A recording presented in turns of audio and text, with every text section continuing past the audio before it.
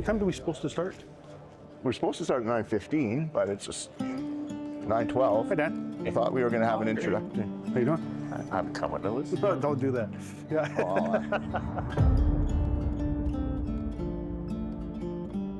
Let's just start by strapping one open. All right.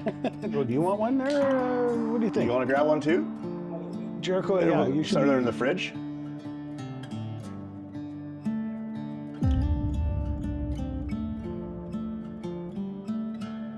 Morning, everyone. Thanks for coming here today and listening to us. This is not a how-to video.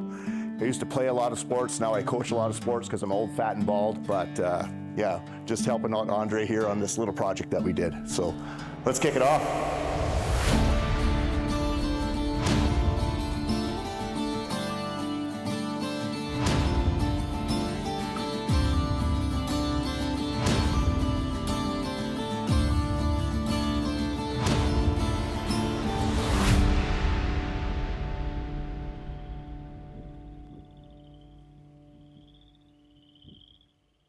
We were probably having beers over lunch, I think.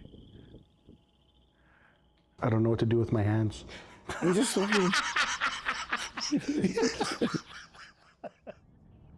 Steve was talking, he says, like, you know, what do you think the upper level of the yield potential is with that? And I said, I don't know, like with these new varieties and a little bit of luck, you might be able to get 140, 150, maybe. And he says, maybe we should try for 200. And I said, well, geez, there's gonna be a lot of issues to get us to that 200. You know, lodging, barley's very prone to lodging. Is there gonna be like harvestability, disease pressure? How do we manage the fertilizer? What is it? What's it all gonna take to get us there? I think, like I've been talking about agriculture and our economy's going into a recession. Yep. And how their natural reaction is to clamp down, to hold back, to try and save, to try and survive. And it was just like, no, you can't. You have to still take calculated risks. You got to do some different things. And this is what's coming in my mind. Is like, and it just sort of came out as like, wouldn't it be cool if you could grow 200 bushel an acre barley? I don't know. I think that's how it started. It just kind of sounded. It started like over beers. I also want to preface this as well by saying that there was no fiscal thought in doing this, obviously. Like when you see the fertilizer plan, the economics weren't really part of the program. It was strictly, let's push these varieties, let's try for 200 and see if we get there, and then we'll look at the economics after. And then what I appreciated was how much attention you paid to every little detail to make sure things were as perfect as possible. I think that goes a long way to growing a crop, like a good crop, especially at seeding. Is like you get one chance. That's one right. chance to make it as perfect as possible. Yep. Okay, I think we're ready to go. I got pressure in my tanks, so I'm gonna go. We're gonna go seed. You're gonna come, Jericho? You know, my friend, I think we're ready to rock. Put some seed in the ground.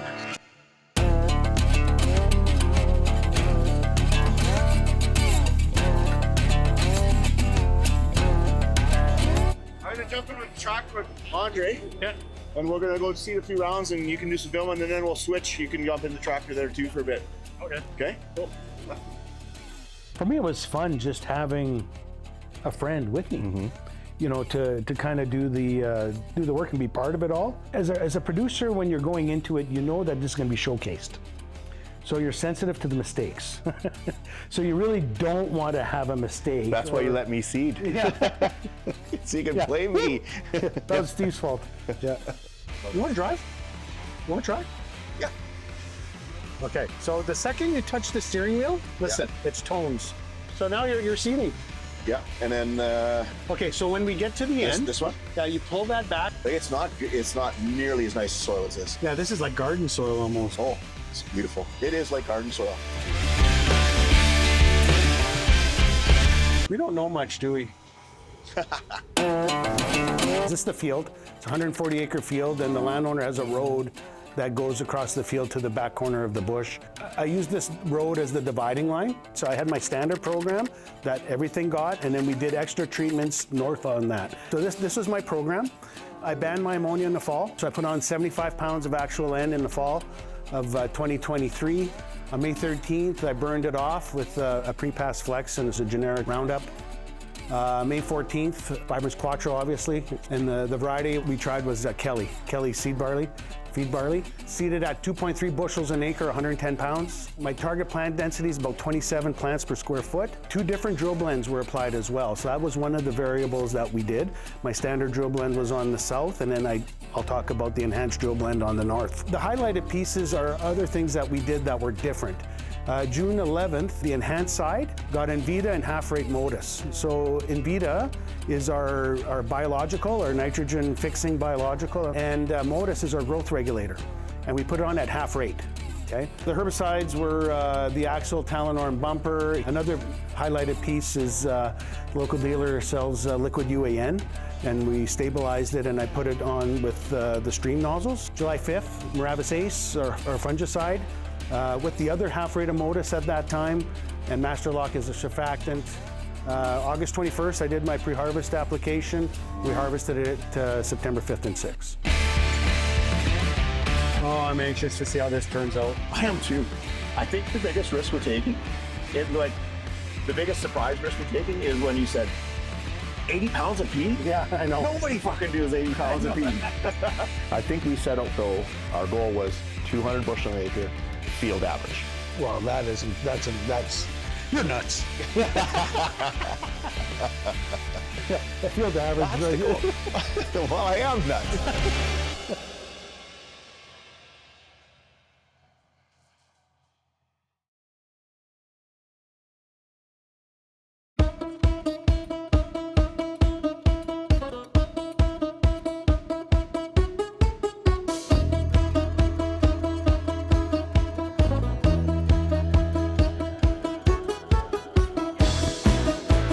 So yeah, we seeded the crop, and we had rain, and it grew. Everything was 100%.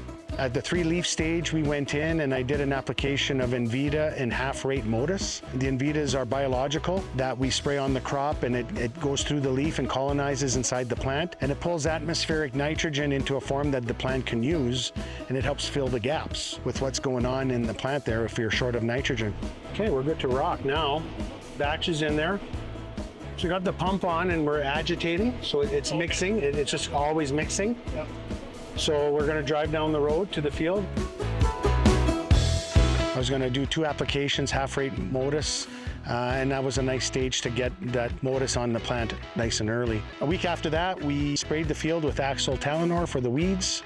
It worked really well. Last Friday, a week ago, I stream barred some liquid nitrogen, some 2800 that was stabilized or safined with a product called Neon, put on 16 gallons an acre, or the equivalent of about 50 pounds of actual nitrogen to top dress this crop, which is good. A couple days later, we had a little shower, we had a little rain Sunday morning, and it was okay. So it's yet to be seen if that fertilizer is going to make a difference, but it's on there. So we certainly got enough nitrogen on the crop now for sure. So here we are today, and it's Friday again, another week later, and we're going to the field to do a fungicide application of Miravis Ace, full rate, 40 acres a case, 405 mils per acre, and the other half rate of Modus is going to go in the tank on that as well. So that's what we've done to the field so far. We're going to do on this deal today, but we're going to put 2 jugs on the side. And we're going to do part of that field, and then I'm going to add the Modus after. Okay. And then it's, because that's part of the comparison we're going to be doing. So this is just, it's fast. Yeah. Spring's fast. We've done everything we could. We seeded it timely, we fertilized it, we planned for it, we sprayed it, got rid of all the bugs and pests that we think are out there that could take some of our yield away. And then it's just a month of waiting, 6 weeks waiting for the crop to ripen and mature so we can go harvest.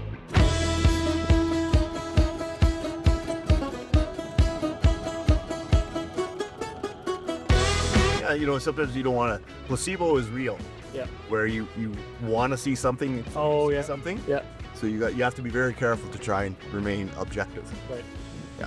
But I can see what Andre means. It's kind of non-uniform in terms of you can see places where it's some seeding strips is perfectly well uniform headed, and then others it's like it hasn't started to the awns aren't sticking out as far.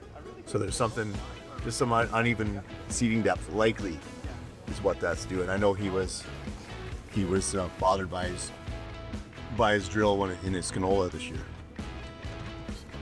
Just overview is I think it's a terrific looking crop.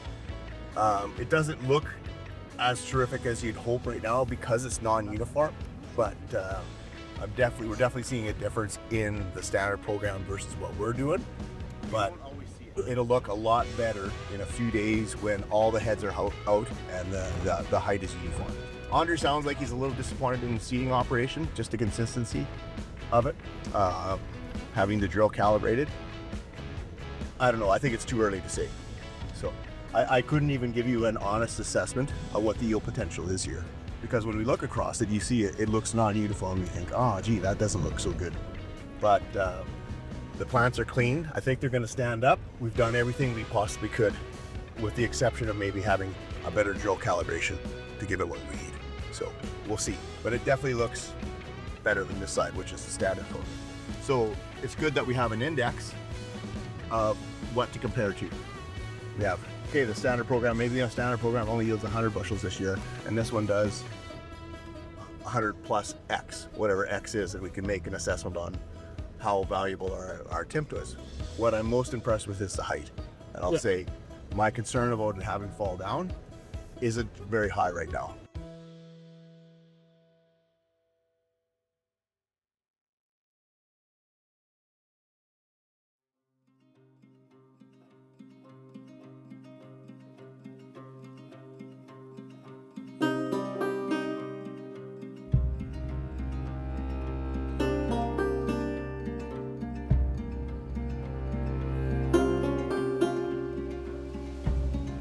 It looked great right up till about the third week of July. Yeah. There was a hailstorm that came through.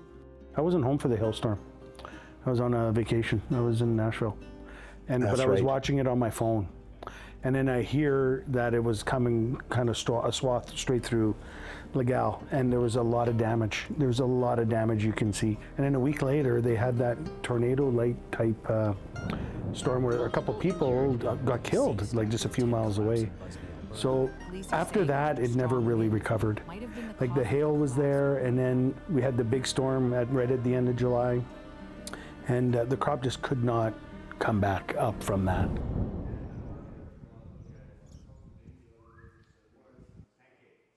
This is just a copy of what happened so far this year. So when there was a build up on that, like why don't we do a little more?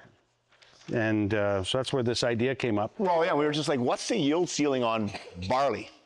We can just go the Evander Kane, fuck around and find out. Mm-hmm. And we called it barely 200. Barely 200. That's the code we named this. He named it that. Yeah, barely. Because we really talk to farmers like, oh, how'd your canola do this year? Barely made 50. Yeah. It's like, she's barely 200. Yeah. So that's why I thought it was kind of cute. Yeah, so barely barley. Barely had 2 inches of rain, barely this, barely that, so barely 200. Yeah. So the list that I handed out just shows everything that I've done so far. That's all I do. So that's the program. I think one of the reasons we want to invite you guys out too is because it's cool and have some fun. But you can tell there's a lot of variables we played with here. So it's like, maybe these guys would want to participate next year. It's like, you mess around with the Modus, or you mess around with the Invita, and just see what we could do more as like 3 farms or 4 farms working together on this project versus just trying to do everything at once, because if you do 5 things and one of them worked, well, which was the one that worked? We have no idea. We don't really have an idea. So Touring this. if you could figure out which one, put it in the ground, that's the one you'd probably leave out. I don't get what you mean. What do you mean, the one that? Made it large. Oh, I think it's the end. Well, you know what? It's environment too. It was so windy. Yeah. So windy. My standard program lodged. You know, so and lodging the pressure. And the rest is okay. This is high lodging pressure. Like that's the unfortunate part. Like the pressure is very high. Yeah. So that's what we did. You want to go look at it? Yeah. Let's go jump in the trucks. Yeah. And we'll go look. We'll take my truck. I can take mine take too. 3. No, I just can 2. take because I'm full. I can take 5, and you can take 5. I got room in mine too. Okay. Good. Good old Dodge. There's no Dodges here. The Barley 200 is just to the south of us, half a mile. Barely 200. Is it flatter than this? I don't know. I haven't seen it. You've seen some pictures. I just seen the pictures.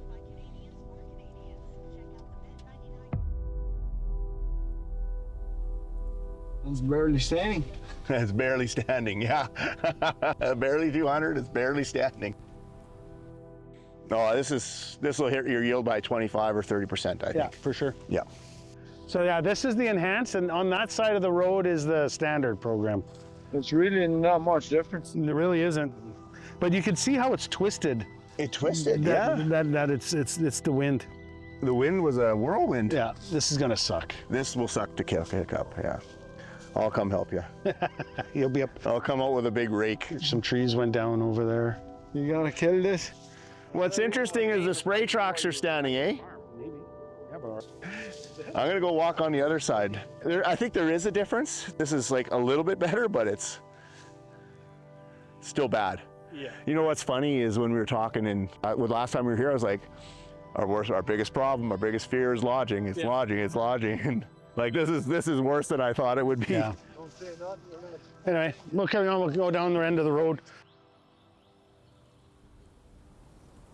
This for sure is double seated here. Yeah. And the sprayer tracks are standing. Yeah.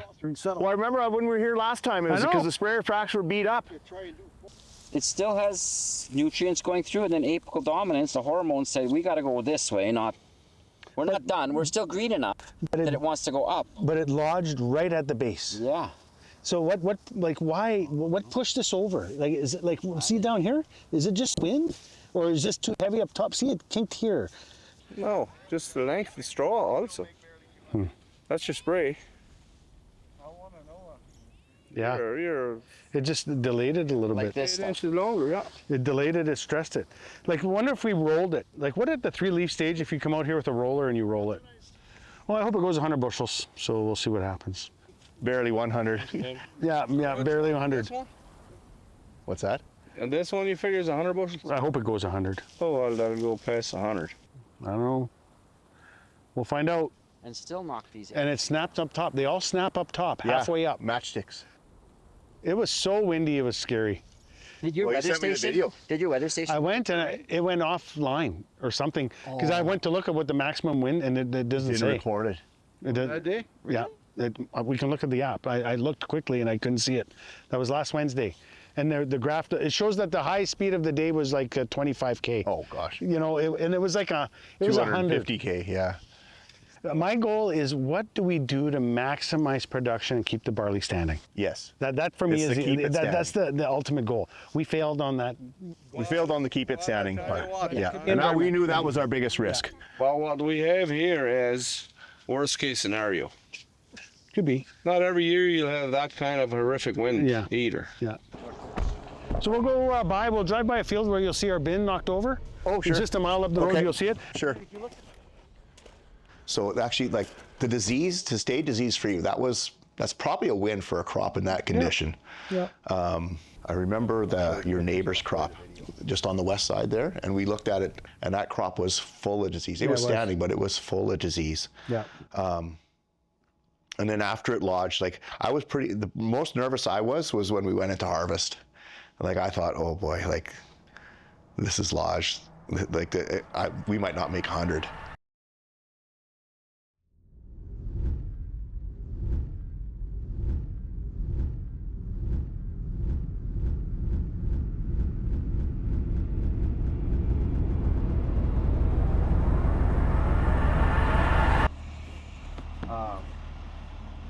I think we come on in early today. See, we should be recording this, but I was just going on a rant about how pissed off I am about the whole world thinks farmers aren't sustainable. It's like, that's what it was like in the 80s. It was, here's the story. Here's what it used to be like. So in the 80s, if a farmer had, 70, 75, 80 bushels, that was a hell of a crop. Yeah. And then the guys would go to the coffee shop and say, I hit 100 bushels. Well, you might hit 100 bushels on a manured piece, something close to home, a very fertile piece, a little draw. You'd hit maybe 100 bushels there. But on a yield average on a field, if you got 80, 85, you were doing good. That was great yield. So now for him to hit 135. Well, and that's what I was telling you on the way up, is like the problem 30 years ago, we can't make enough food to feed the population. Right. There's too many people. And we kind of did. in 1977, there was 3.9 billion people on the face of the earth. right? Right. Yeah, now there's over 8. Now there's over 8. And now supply demand, Yeah. we're keeping up, right? We're actually more than, like, in the 80s, there used to be famines. We don't have famines anymore. Yeah. Well, you still have famines, but it has more to do with distribution It's and nothing to do politics. with production. Yeah. Anyhow, cool. Yeah. Meet you out there. Yeah. Love it. That's a cool character. Yeah. My prediction, I hope it's not 120. That's what my prediction. I'm hoping not 120. That would be a disaster. I'm hoping for 150 would be pretty cool. And my fingers are crossed for somewhere in the Barely over 160. Over 160 would Okay. be really cool. Started a little on the standard program just to give myself a place to service their equipment. All right, where's Andre? The barley's been spectacular Yeah. this year. Yeah. Steve sent me a video. You were like hitting 160. Yeah, that was pretty good, eh? Desired outcome. Desired outcome? Desired outcome 200, yeah. Even 180s would be kick ass. But we'll see. I don't think it's gonna be there because of the hail and because of the lodging. That's what I think. Okay. So, yeah. It's an exciting day. Yeah, well you can tell. Everyone's in a good mood.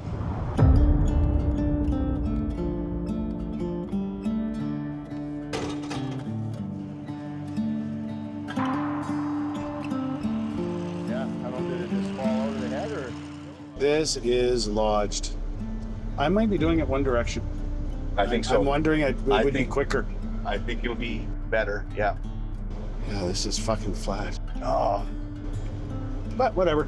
It's fun. Mm-hmm. Yeah, we got to solve this problem. In the spot right now. I'm getting it all. Holy shit, look at. Holy fuck! Take a video. I got it. Opening up barley 200, barely 200. I can't believe that. That's pretty cool. 14% hail damage. With 14% hail damage, we're just opening up, so we'll see what the average is, but kind of promising. Fuck.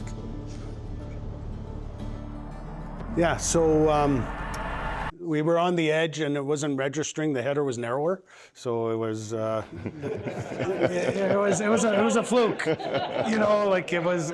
Yeah. When we started, I knew right away. I'm looking. I'm thinking, no, this can't be because it was so lodged. You had me going. You look behind and there's not the grain's not. not coming in.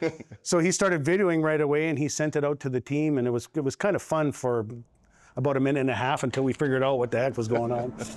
So, but that's that. So anyway. Yeah, we're just doing the outside rounds. It's terrible. Like it's just so lodged on the very outside round. So we're going slow and we're leaving a whole bunch, but I think on the back and forth, it'll be pretty close. So this is the yield here, 135 versus 144. So 9 bushel increase. That's what we produced extra. The first mistake is we put on too much fertilizer, especially N, for 2 reasons. One, when we did the nutrient uptake and removal, that was done from data that's generated about 35 years ago. And the varieties have improved a lot since then. And that came to me when I was talking to Brian Ellis at Olds. And he said, we would fertilize for 110 and we'd get 140 or 130. And so that data we were basing it on was incorrect. The second thing we learned, and I think I'll demonstrate here with this chart, is remember the barrel stave analogy? Okay, take your limiting factor, and that's your yield limiting factor in growing your crop. I think that's correct early on, but as you get closer and closer to the yield potential, the ultimate potential, it's no longer relevant. This is a strength curve, but there's an ultimate potential that a human being will have in terms of their strength. Same thing with a crop. That seed has an ultimate potential. There's a genetic potential in there. And if a farmer is growing 50, 60 bushel barley, it's real easy to add 10 bushels an acre to that. You can find that limiting factor on the barrel. I don't know what that genetic potential is, but as we get close to 130, to add 10 bushels to a 130 bushel crop gets a lot harder. It's that law of diminishing returns. So as we get higher and higher, it's maybe smaller changes. The program gets a little more complex to add that 10 bushel extra. It's all part of the process. You're used to it. Yeah, you know, Yeah. I've lived this my whole life, so you just kind of, there's absolutely nothing you can do about it. Yeah. You're just along for the ride, and you, going back to my previous point is, I try really hard and pride myself on not being the reason why the yield went down. You know, if it's a weather event, well, like I can't do nothing about that. I'm not farming in a greenhouse. So there's no point in stressing about it. Yeah, there's no point, and you just worry about the things you have control over. Yeah.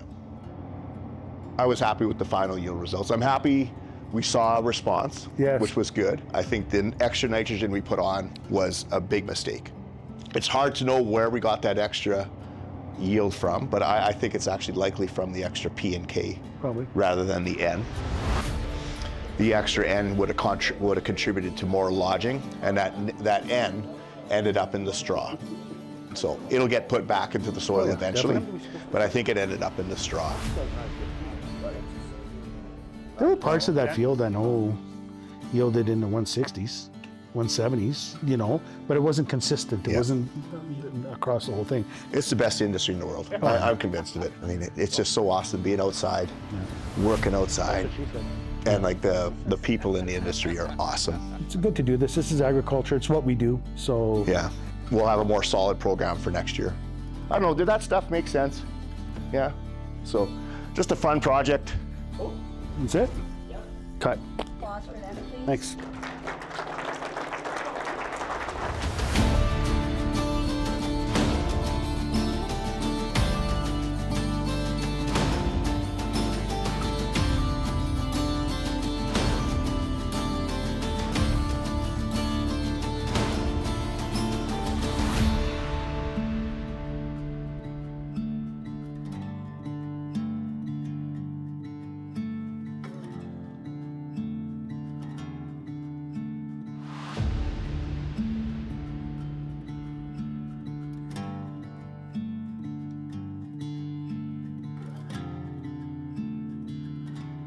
So in the winter of the following year, we presented the project and the results, and it generated a whole lot of compliments and a whole bunch of interest.